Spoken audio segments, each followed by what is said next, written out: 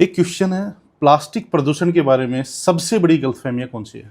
Plastic प्रदूषण के बारे में सबसे बड़ी गलतफहमी तो ये है पहली कि इससे केवल जानवर अफेक्ट हो रहे हैं। हम देख रहे हैं कि गाय खा रही है या मछली के पेट में प्लास्टिक जा रहा है।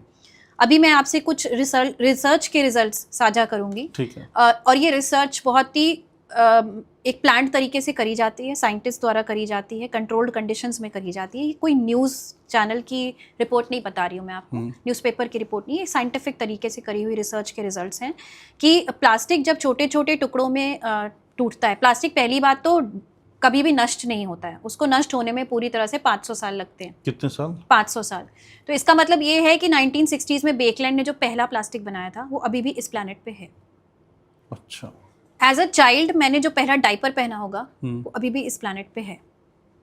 प्यूबर्टी होने के बाद जो पहला मेंस्ट्रुअल पैड मैंने यूज किया होगा वो अभी भी इस प्लैनेट पे है।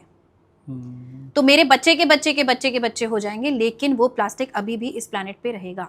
तो सबसे बड़ी तो गलतफहमी लोगों की ये कि ये खत्म हो जाता है, गल जाता है। नहीं होता। नहीं, ये छोटे छोटे टुकड़ों में टूट जाता है और फिर ये माइक्रोप्लास्टिक कहलाता है। और यही माइक्रोप्लास्टिक, ये रिसर्च के रिजल्ट्स हैं कि ये हमारे ब्रेन में, ब्लड में, इंटेस्टाइन में, लंग्स में, यहाँ तक कि अजन्मे बच्चे के मल में भी पाया गया। अजन्मा बच्चा मतलब फीटस, जो माँ की कोख में पल रहा होता है, वो माँ के कोख से प्लेसेंटा से खाना लेता है और उसका भी एक्सक्रीटरी सिस्टम काम करता है, उसका भी मल बनता है और उसके पहले मल को उसके पहले मल में भी ये माइक्रोप्लास्टिक पाया गया है। उसको मिकोनियम बोला जाता है। दूसरा ये कि प्लेसेंटा, जो बच्चे के अराउंड जो फ्लूइड होता है जिससे वो बच्चा अपना न्यूट्रिशन लेता है गर्भ में, उस प्लेसेंटा में भी प्लास्टिक पाया गया है। तीसरा ये कि ह्यूमन ब्रेस्ट मिल्क में भी माइक्रोप्लास्टिक पाया गया है। अच्छा। जिसका मतलब ये है कि आज की डेट में जो भी बच्चे पैदा हो रहे हैं वो प्लास्टिक से पोल्यूटेड पैदा हो रहे हैं, और जो पहला आहार ले रहे हैं जिसको सबसे प्योर, सबसे पौष्टिक आहार माना जाता है, माँ का दूध, वो भी पोल्यूटेड आहार ले रहे हैं। सॉल्यूशन क्या है? सॉल्यूशन यही है कि हमें सिंगल यूज प्लास्टिक को से दूर रहना पड़ेगा। केवल रिसाइकल सॉल्यूशन नहीं है, आपको रिफ्यूज करना पड़ेगा। सिंगल यूज प्लास्टिक के बिना जिंदगी पॉसिबल है, ये हम अपने इंस्टाग्राम के थ्रू बहुत लोगों को बताते हैं। सिंगल यूज प्लास्टिक को कॉन्शियसली यूज करिए। हर छोटी चीज के लिए आपको सिंगल यूज प्लास्टिक की जरूरत पड़ी, आप उसको इररिस्पॉन्सिबली डिस्कार्ड कर रहे हैं, ये हमें बंद करना पड़ेगा। ये केवल गाय के पेट में नहीं जा रहा है।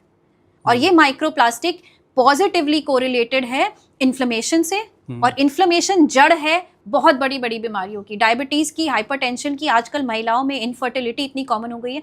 In fact it is related to male infertility also. Sperm की क्वालिटी खराब करता है माइक्रोप्लास्टिक। फीमेल्स में रिप्रोडक्टिव सिस्टम में पॉलीसिस्टिक ओवेरियन सिंड्रोम के बारे में सुना होगा आपने, बहुत कॉमन है। हर 5 में से एक बच्ची को आज की डेट में PCOS है। It is related to that, क्योंकि माइक्रोप्लास्टिक में जो केमिकल्स होते हैं वो एंडोक्राइन डिसरप्टर्स की तरह काम करते हैं। मतलब उनकी छवि, उनकी शक्ल ऐसी होती है जो हमारे हार्मोन्स के मॉलिक्यूल्स की होती है। तो हमारी बॉडी हार्मोन में और माइक्रोप्लास्टिक में डिफरेंशिएट नहीं कर पाती है, और जब माइक्रोप्लास्टिक बॉडी में जाता है तो वो वैसे ही रिएक्ट करती है जैसे हार्मोन से मैसेज मिलता होगा तब करती होगी। बहुत टेक्निकल, बहुत सिंपल भाषा में समझा रही हूँ। तो इसके बाद कैंसर जैसी बीमारी तक हम आज कितना सुनते हैं कि किसी फला की कोई ख़राब आदत नहीं थी, ना वो सिगरेट शराब पीते थे और ना ही कोई ख़राब आदत थी, पता नहीं कैसे कैंसर हो गया। हम कितना सुन रहे हैं ये। तो ये क्यों हो रहा है?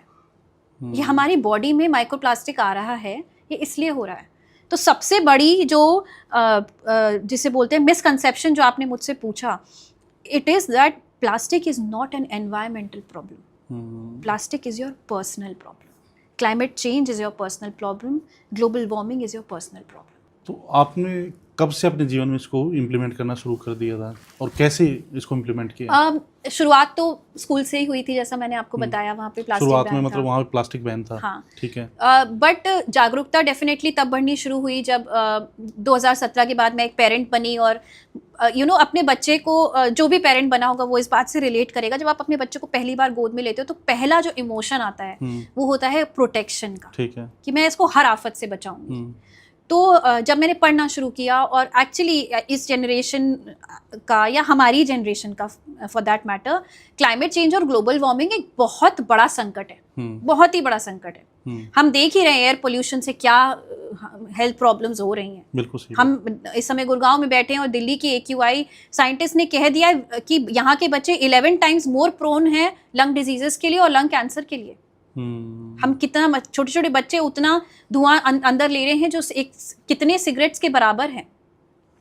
तो जब मैंने इसके बारे में पढ़ना शुरू किया तो मुझे लगा कि ये चीज़ इम्पॉर्टेंट है और इसके लिए काम करना चाहिए। तो मैंने इसके बारे में पढ़ना शुरू किया कि फिर मुझे सस्टेनेबिलिटी का कॉन्सेप्ट समझ में आया कि मैं अपनी रोज़मर्रा की ज़िंदगी में ऐसी क्या क्या चीज़ें कर सकती हूँ जिससे कि मेरा कार्बन फुटप्रिंट कम हो, मेरा प्लास्टिक प्रिंट कम हो। फिर मैंने एक एक करके उन चीज़ों को अडॉप्ट करना शुरू किया। सबसे इजी तो मेरे लिए था कि मैं अपनी स्टील की बोतल कैरी करूँ मेरे साथ, क्योंकि माइक्रो प्लास्टिक जाने का रास्ता यही है। अगर आप प्लास्टिक की चीज़ों से पानी पीते हैं, अगर आप गरम खाना प्लास्टिक के डब्बे में खा रहे हैं, अगर आप प्लास्टिक के बर्तन में माइक्रोवेव में खाना गर्म कर रहे हैं, हमारे नमक में भी माइक्रो प्लास्टिक है, क्योंकि जब समुद्रों में इतना प्लास्टिक है तो ऑब्वियसली नमक में भी है। स्टडीज़ ने पाया है कि इंडिया के जितने भी लीडिंग कंपनीज हैं जिनके नमक है उनके सैंपल्स लिए हैं और उसमें माइक्रो प्लास्टिक पाया है। तो मैंने अपने आप को उन चीज़ों से दूर करना शुरू किया धीरे धीरे। पहले नमक से कैसे दूर किया? नमक से तो ऑब्वियसली नहीं कर सकते, दैट्स नॉट पॉसिबल। हाँ, बट मैं ये करती हूँ कि मैं नमक की ढेली ले आती हूँ और घर पे पीसती हूँ। अच्छा, ये मैं करती हूँ। तो हमने पहले तो स्टील की बोतल कैरी करनी शुरू करी।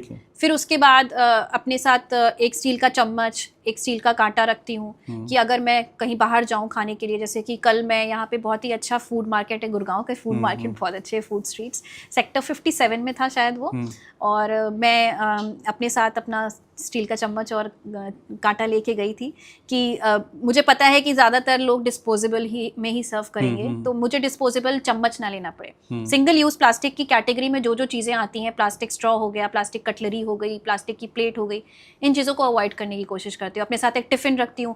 कल एक टिफ़िन में मैंने बताशे खाए, उसके बाद उसी टिफ़िन में मैंने दाबेली खाई और उसके बाद उसी टिफ़िन में मैंने मोमोज भी खाए। इस तरह से मैंने 3 प्लास्टिक की प्लेटें कूड़े में जाने से रोकी। तो ये मैंने छोटी छोटी चीज़ें अडॉप्ट करनी शुरू करी। बैम्बू का टूथब्रश है, अपने साथ एक रीयूजेबल झोला। जब भी शॉपिंग जा रहे हैं तो मेरी गाड़ी में हमेशा बहुत सारे झोले होते हैं कि कभी भी कमी ना पड़े।